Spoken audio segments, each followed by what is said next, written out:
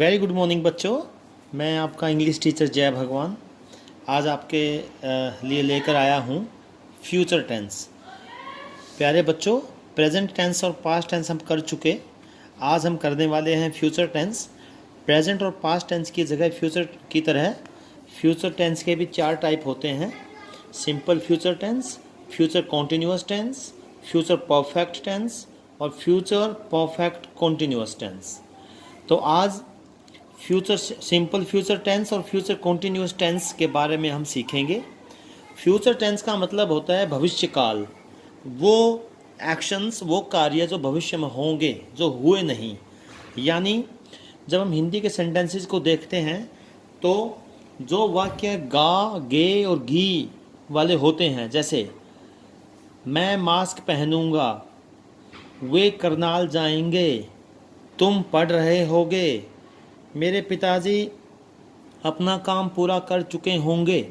यानी ऐसे सेंटेंसेस जिनके अंत में गा, गे, गी वगैरह आता है, वो शो करते हैं कि they are the sentences of future tense. वो सभी फ्यूचर टेंस के वाक्य होंगे। फ्यूचर टेंस का मतलब भविष्यकाल, और उसके पीछे सेंटेंसेस के एंड में जब गा, गे, गी आता है तो समझ लेना वो सेंटेंसेस फ्यूचर टेंस के होंगे। और हिंदी में गागेगी और इंग्लिश में शैल और विल। मैंने बताया शैल और विल का प्रयोग होगा, SHALL शैल और WILL विल। शैल और विल फ्यूचर टेंस को शो करने वाली हेल्पिंग वर्ब होती हैं, शैल, शैल एंड विल। तो शैल का यूज़ होता है आई और वी। आई का मतलब होता है मैं और वी का मतलब होता है हम। आई के साथ हमेशा शैल का प्रयोग होता है, वी के साथ हमेशा शैल का प्रयोग होता है। और कब होता है? जब भविष्य काल हो। तो चलिए, और बाकी जो जो और सब्जेक्ट्स बच गए, वह ही, वह लड़की शी, यह कोई चीज़ इट, तुम यू, वे लोग दे, या कोई नाम हो Ram, Shyam, Sita, Gita, my father, my mother, कुछ भी, उन सबके साथ विल लगता है। आई और वी के साथ हम यूज़ करेंगे शैल, और बाकी सभी जितने भी सब्जेक्ट्स हैं उनके साथ हम यूज़ करेंगे विल। अब फ्यूचर टेंस का जो पहला पार्ट है सिंपल फ्यूचर टेंस, पहली जो टाइप है बच्चों सिंपल फ्यूचर टेंस है, future indefinite tense. Simple future tense का मतलब क्या है? इसको इंडेफिनिट क्यों बोलते हैं? क्योंकि पता नहीं वो कब होगा काम। गागेगी तो आएगा सेंटेंस के एंड में, गागेगी। अब हमें ये नहीं पता कि वो कब होगा, इसलिए इसको बोलते हैं फ्यूचर इंडेफिनिट टेंस। जब किसी वाक्य में सिंपल गागेगी आए और उसकी इंग्लिश बनाएं तो सब्जेक्ट लिखेंगे सबसे पहले, फिर शैल और विल में से कोई एक लिखेंगे, फिर वर्ब की फर्स्ट फॉर्म लिखेंगे और ऑब्जेक्ट लिखेंगे। बच्चों, मैंने बताया शैल का प्रयोग होगा जब ये आई और वी, मैं और हम जब हो, मैंने बताया ना। आज देखो आई और वी के साथ शैल का यूज़ होता है, बाकी सबके साथ विल का यूज़ होता है। तो जब मैं और हम का प्रयोग होगा, यहाँ पे मैं होगा तो शैल आएगा, हम होगा तो शैल आएगा, नहीं सबके साथ विल आएगा। और वर्ब की हमेशा पहली फॉर्म आएगी, उसके बाद ऑब्जेक्ट आएगा। ये जो स्ट्रक्चर है शैल विल सब्जेक्ट प्लस शैल और विल में से कोई एक plus first form plus object. So I have told about this structure already in our previous lectures. जब हमने प्रेजेंट टेंस और पास्ट टेंस किया था तो we have already understood how does this structure come into existence. This is the structure. जब sentence में गागेगी रहेगा तो स्ट्रक्चर फॉलो करेंगे। एग्जाम्पल देख लेते हैं।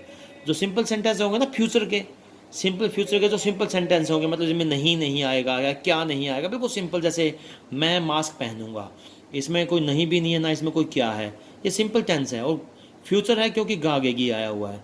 तो ऐसे सेंटेंसेस को हम एफर्मेटिव भी बोलते हैं। जिन वाक्यों में नहीं या क्या बिल्कुल ना आए, उन वाक्यों को हम एफर्मेटिव सेंटेंस बोलते हैं। उसकी इंग्लिश ये बनेगी। अब जैसे मैं मास्क पहनूंगा है, मुझे पता है कि गागेगी सेंटेंस के एंड में आया है, so this is the example of simple future tense. तो मैं इसमें देखने वाला हूँ कि इसकी इंग्लिश क्या बनेगी। सबसे पहले मैं सब्जेक्ट लिखूँगा। सब्जेक्ट क्या है इसमें? आई। अब शैल विल में से क्या यूज़ होगा? शैल यूज़ होगा। मैंने बताया था आई के साथ हमेशा शैल यूज़ होता है, आई शैल। और वर्ब, अब वर्ब का टर्न है। वर्ब कहाँ है इसमें? पहनना।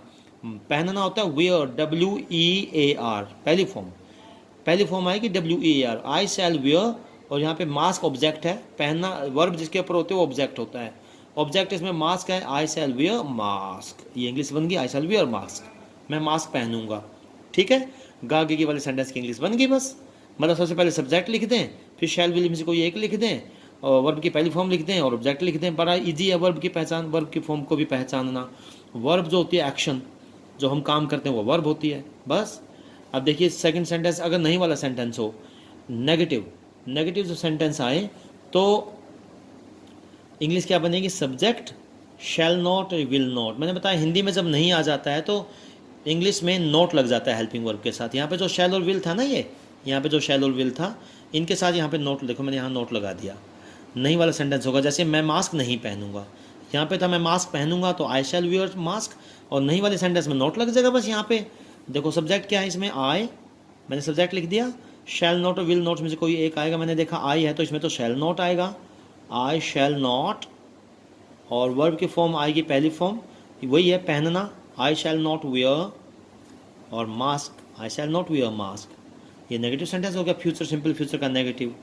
और तीसरी टाइप होती है इंट्रोगेटिव। इंट्रोगेटिव होते हैं क्या वाले सेंटेंस, इंट्रोगेटिव होते हैं क्या वाले सेंटेंसेस, जब फ्यूचर सिंपल फ्यूचर टेंस हो यानी गागे के वाला सेंटेंस हो और क्या भी आया हो पहले, सबसे पहले वाक्य में क्या आया हो, तो सबसे पहले शैल और विल लिख देंगे बस। तो वही है, शैल और विल सबसे पहले आएगा, फिर सब्जेक्ट आएगा, फिर वर्ब की पहली फॉर्म आएगी, फिर ऑब्जेक्ट आएगा। कब, जब ये क्या वाला सेंटेंस होगा। मैं आपको एक इजी सी बात भी बताता हूँ, सिंपल सेंटेंस तो शैल विल यहाँ दूसरे नंबर पे आ जाता है, नेगेटिव हो तो नोट लग जाता है, और इंटरोगेटिव हो क्या वाला सेंटेंस हो इंटरोगेटिव तो शैल और विल सबसे पहले आ जाते हैं, आई से पहले आ जाएगा, बस यही है। अब देखो शैल विल में से कोई एक पहले आपको लगाना पड़ेगा क्योंकि ये इंट्रोगेटिव सेंटेंस है क्या। तो मैं देखूँ शैल लगाऊँ या विल, मैंने देखा तुम है सब्जेक्ट तो यू, यू के साथ तो विल आएगा, फिर डब्ल्यू कैपिटल बड़ा डब्ल्यू, विल यू हो गया ना।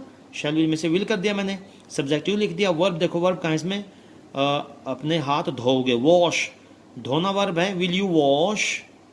और यो का मतलब तुम होता है ना, तुम अपने का मतलब योर, तुम अपने your hands, will you wash your hands, ये क्वेश्चन मार्क वाला सेंटेंस है बेटा।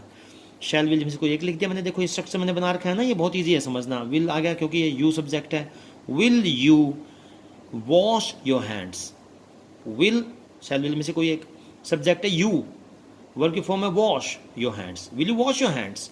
यानी किसी भी सेंटेंस को जब इंट्रोगेटिव बनाते हैं तो सबसे पहले हेल्पिंग वर्ब आती है। देखो सबसे पहले मैंने सब्जेक्ट से पहले शैल विल में से कोई एक लगा दिया। जैसे मैंने बताया क्या तुम स्कूल जाओगे, will you go to school, ये बोल देता हूँ। गागेगी वाला सेंटेंस जब है तो शैल विल पक्का आएंगे। फ्यूचर टेंस का मतलब ही शैल विल है, शैल या विल इन दोनों में से कोई एक प्रयोग होगा, ज़्यादातर विल का प्रयोग होता है। जब तक हम शैल और विल का यूज़ नहीं करेंगे sentence can never be the sentence of future tense, ये बात याद रखें।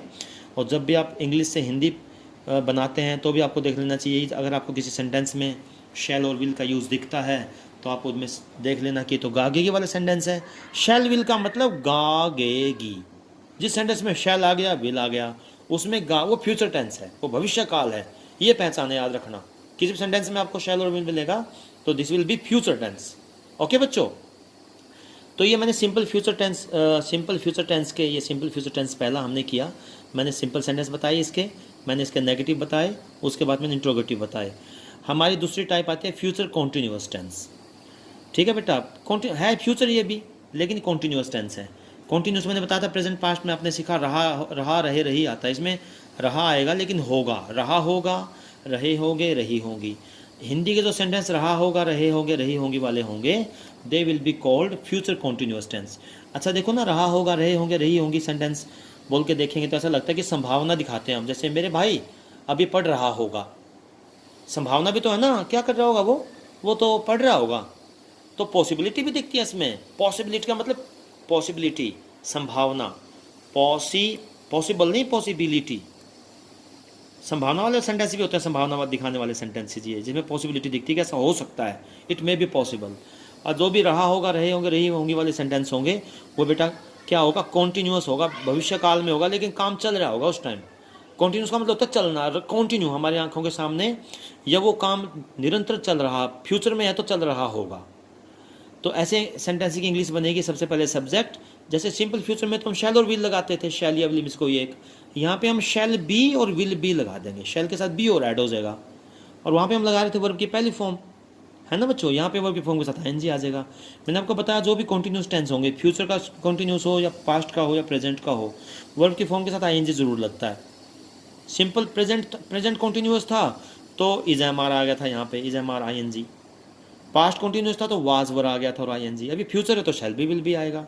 और आपको दोनों को मैंने आपको बताया difference, I have already told to you the difference between shall be and will be. Shall we shall use with I and we, और विल का प्रयोग हम करेंगे बाकी सभी सब्जेक्ट के साथ, और रहा होगा तो फिर शैल बी विल का यूज़ होगा, बाकी वही है। देखिए एग्जाम्पल देखिए, सिंपल सेंटेंस एफर्मेटिव, इसमें नहीं वाला और बिना क्या, बिना नहीं और बिना क्या वाला सेंटेंस है ये एफर्मेटिव। नहीं वाले में नोट लग जाएगा बस, क्या वालों में शैल विल आगे आ जाएगा, बस वही तो है। जैसे वह अपने हाथ धो रहा होगा, अभी जैसे ना बाहर से ग्राउंड से हम खेल के आए हैं, बाहर से आए हैं, आप बाहर रह गए और आपका भाई अंदर चला गया, तो बाहर आपके अंकल ने किसी ने पूछा ओए वो कहाँ है, भाई कहाँ है आपका बड़ा, आपने कहा सर वो अंकल जी वो तो अंदर है, वो अपने हाथ धो रहा होगा। अगर यही सेंटेंस आपको इंग्लिश में बोलना होगा ना, तो आप बोलेंगे जैसे सब्जेक्ट इसमें वह है ना, तो ही, लड़का होता है ही, और शैल बी विल बी के साथ आपको पता है शैल तो आई और वी के साथ आता है, will be, he will be.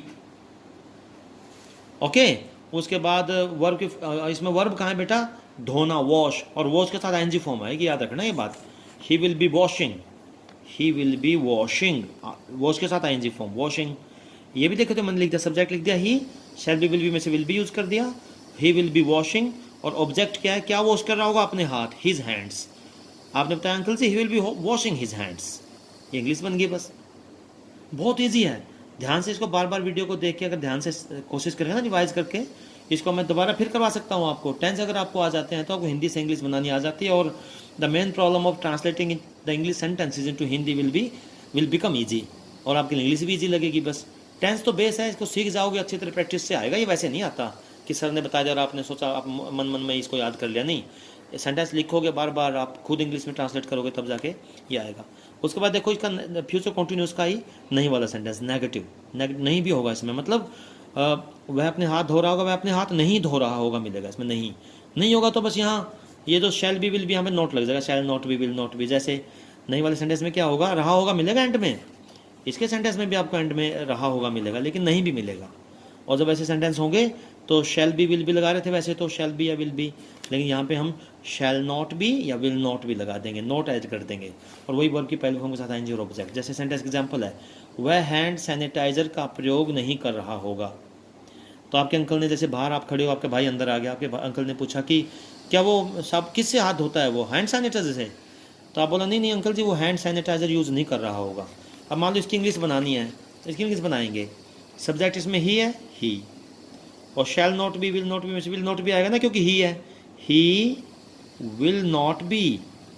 Okay, ये लिख दिया सब्जेक्ट, विल नॉट बी लिख दिया, इन दोनों में से एक विल नॉट बी आएगा। उसके बाद वर्ब की फॉर्म है इसमें यू, प्रयोग करना, प्रयोग होता है use, he will not be use, use की स्पेलिंग यूएससी होता है, लेकिन आईएनजी लगाएंगे तो he will not be using, ING लगा दिया। Hand sanitiser, hand sanitiser, sanitiser, he will not be using hand sanitizer, हो गया बस।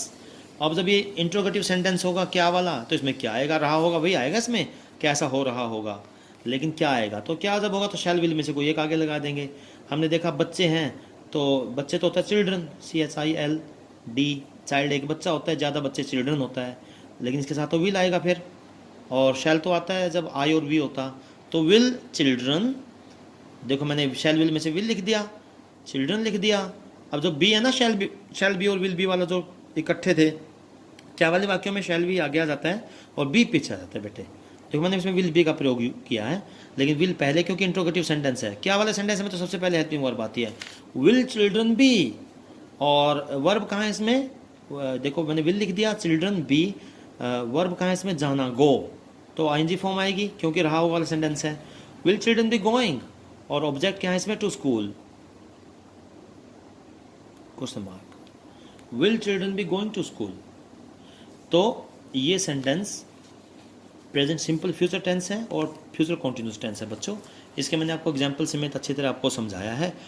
तीन टाइप होती हैं, सिंपल सेंटेंस, फिर नेगेटिव, फिर इंट्रोगेटिव। एफर्मेटिव सेंटेंस सिंपल ऐसे एफर्मेटिव बोल सकते हैं, नेगेटिव इंट्रोगेटिव। नेगेटिव में नोट आ जाता है, इंट्रोगेटिव में हेल्पिंग वर्ब जो होती है हमारे शैल विल पहले आ जाएगी। ये गागेगी, ये सिंपल फ्यूचर में तो गागेगी आता है, पहले टाइप है जो, और जो कॉन्टिन्यूस है उसमें रहा होगा, रहे होगी, रही होगी आ गया। इसमें तो शैल और विल का प्रयोग होता है केली का, इसमें शैल बी और विल बी भी लग जाएगा साथ में, शैल बी या विल बी का प्रयोग। तो अब देखिए ये सेंटेंस है जो आपने अपनी नोटबुक में, पहली बात तो ये टेंस आपने वीडियो रोक के you just write down this the complete work which I have done today. आप पूरा एग्जाम्पल भी और पूरे सेंटेंस को रोक के वीडियो को आप इसको लिखें, और उसके बाद आपका होमवर्क है ये, ये 5 सेंटेंसेस मैंने आपको लिखे। कल प्रधानमंत्री जी भाषण देंगे, इसकी इंग्लिश बनानी है। मैं घर से बाहर नहीं निकलूँगा, इसकी इंग्लिश बनानी है। दोनों सिंपल फ्यूचर है ये। क्या वह सो रहा होगा, ये फ्यूचर कॉन्टीन्यूअस है। और मेरे माता पिता खेत में काम कर रहे होंगे, ये भी फ्यूचर कॉन्टीन्यूअस है, सिंपल। और यह वह करनाल नहीं जाएगा, नेगेटिव है। आप इन सब 500 सेंटेंसेस की मुझे इंग्लिश बना के दिखाएंगे ज़रूर, और अपनी नोटबुक पे लिख के पूरा पेज और मेरे से चेक करवाएंगे। ओके बच्चों, ये काम करेंगे तभी मैं आपके अगले जो 2 टाइप फ्यूचर टेंस की हैं, ये वाली simple future tense we have done today, future continuous we have done today, और future perfect tense and future perfect continuous tense we shall do it tomorrow. We shall do this 2 tenses tomorrow. हम ये दोनों करेंगे, लेकिन पहले इन दोनों को जब तक क्लियर नहीं होता तब तक हम आगे नहीं बढ़ेंगे। आप मुझे बताना कि सर ये सेंटेंस मुझे समझ नहीं आया, टेंस मुझे समझ नहीं आया, तो I shall make every query clear. So doubt मन में नहीं रखना, आपने इन काम को करना है बच्चों, और मेरे से चेक करवाना फिर सब बच्चों ने, ठीक है। Thank you. कमरे में भी साफ आई यही साफ गाँव के स्कूल का काम है ना, यहाँ पे ना हेड है, कोई जिम्मेवारी नहीं, पंखा भी नहीं चलता है, देखो पंखा भी बंद है, किसी चीज़ का कोई प्रबंध नहीं है।